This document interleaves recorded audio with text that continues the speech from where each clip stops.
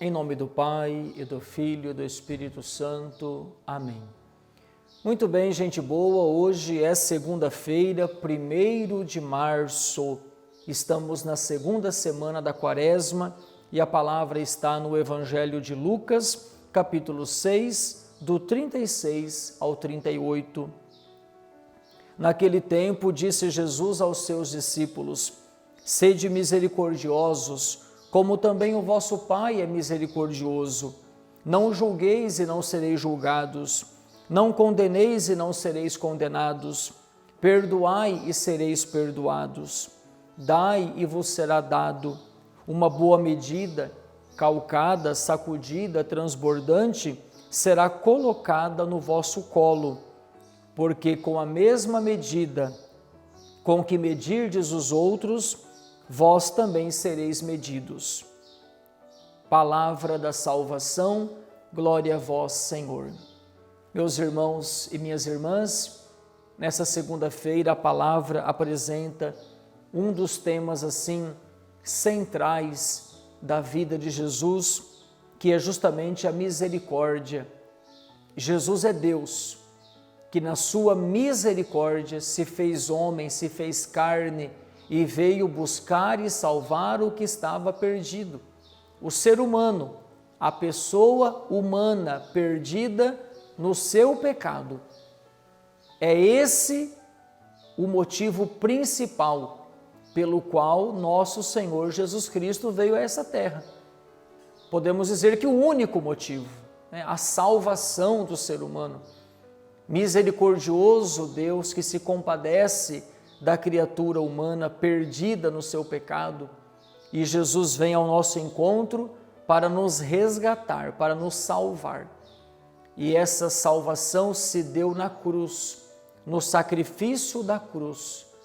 Claro, muitos outros momentos, Jesus anunciando o reino, Jesus convidando as pessoas à conversão, Jesus curando, abençoando, mas a missão de Jesus tem o seu ponto máximo, o seu ápice, no sacrifício da cruz. Sacrifício esse que nós celebramos em cada missa, qualquer dia da semana, especialmente a Santa Missa Dominical. Deus é o primeiro que não julga, que não condena, que perdoa, que é misericordioso, que se compadece da nossa fraqueza e não veio para condenar o mundo, mas para salvar o mundo. É isso que a igreja prega, é isso que a igreja vive. A igreja não exclui, a igreja não condena, a igreja não é uma entidade que discrimina, que marginaliza as pessoas. Talvez membros da igreja possam até ter atitudes assim discriminatórias, mas a Santa Igreja, na sua doutrina, no seu ensinamento, nos documentos do magistério da igreja, ela sempre teve essa linguagem misericordiosa, acolhedora. Porém, muitas pessoas confundem as coisas. Porque em nome da misericórdia de Deus, nós não podemos nivelar tudo, relativizar tudo e aprovar tudo. Uma coisa é uma coisa, outra coisa é outra coisa.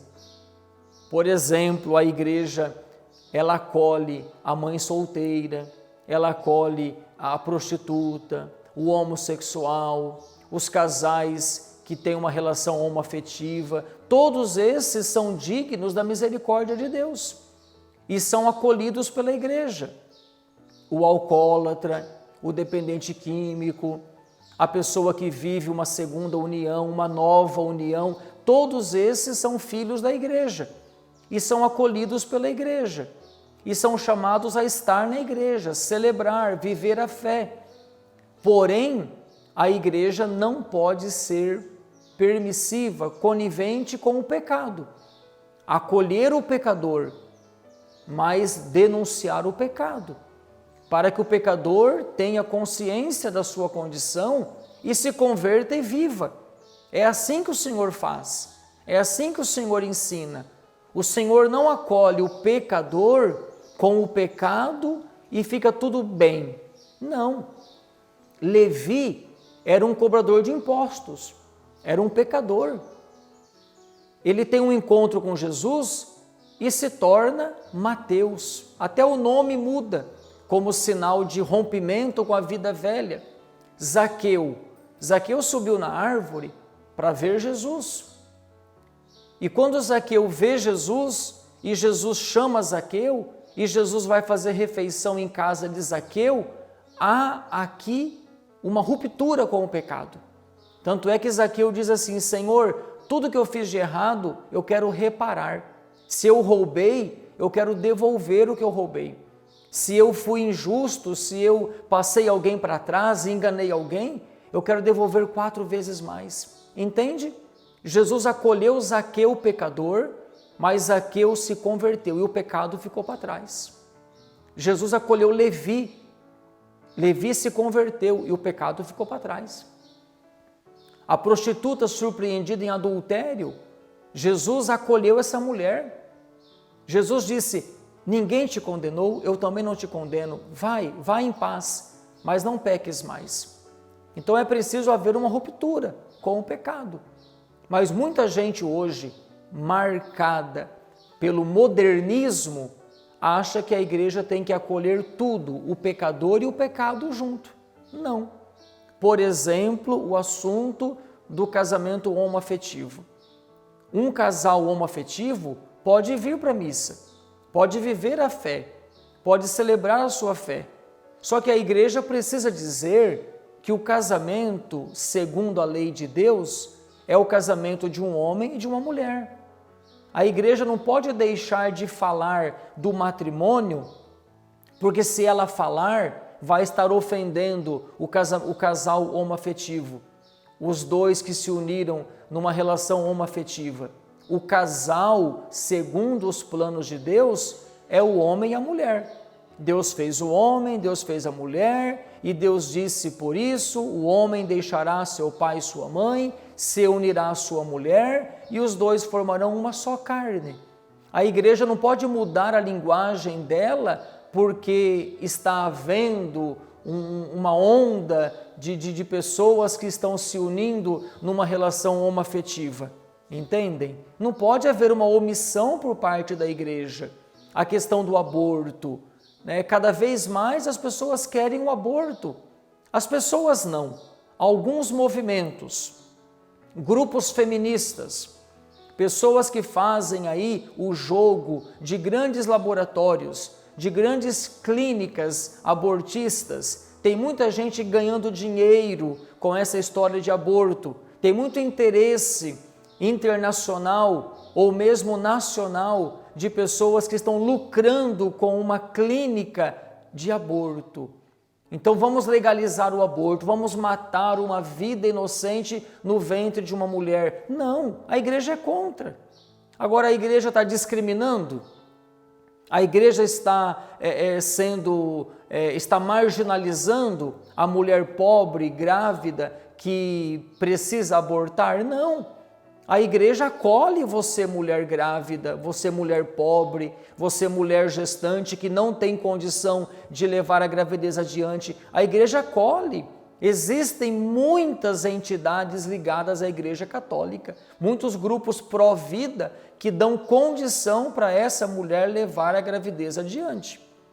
Então eu penso que se nós formos colocar na balança mesmo, a discriminação e a falta de misericórdia é por parte dessas pessoas do mundo, essas pessoas marcadas pelo feminismo, pela questão do aborto, cultura de morte. Essas pessoas, sim, discriminam, julgam e condenam a igreja, né? Tem gente que só de ver o padre usando batina já olha de cara feia.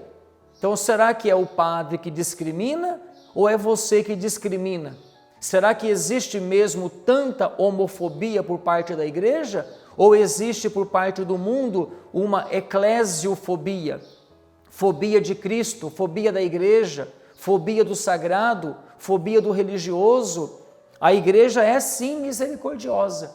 A igreja é sim mãe que acolhe, mas que ajuda a pessoa a sair daquela condição de pecado. Se você for olhar, as grandes instituições de caridade, de ensino que existem, quase que todas nasceram na Igreja Católica. Seja de orfanato a asilo, todas nasceram na Igreja Católica. E você faz parte, ame a Igreja e não se deixe contaminar por essas pessoas que tudo acusam a Igreja, tudo discriminam a Igreja e colocam você contra a Igreja. Perceba o que é realmente a doutrina da Igreja, o ensinamento da Igreja. A Igreja é muito prejudicada com essas pessoas da teologia da libertação.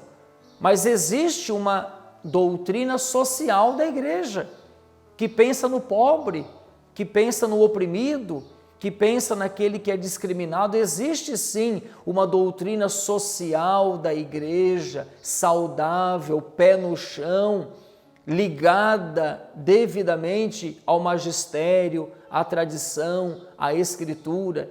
Agora, sair da doutrina social da Igreja para cair numa teologia da libertação marcada por tantos ideais de morte, políticas contrárias à vida, contrárias à doutrina, aí é outra coisa. Então, nesse dia, eu quero que você conheça de fato a Igreja como mãe que te acolhe, que te ama, e vamos caminhar. Procure o padre, se confesse, se oriente, abandone a vida velha. As pessoas que têm dificuldades com a questão da sexualidade, no caso de homossexualidade, são pessoas chamadas a viver a castidade, por amor ao reino dos céus, a viver a castidade e a assumir essa condição como a sua condição de cruz, de libertação, e viver a castidade, porque o reino de Deus será infinitamente mais prazeroso de verdade do que o prazer carnal que essa vida nos oferece.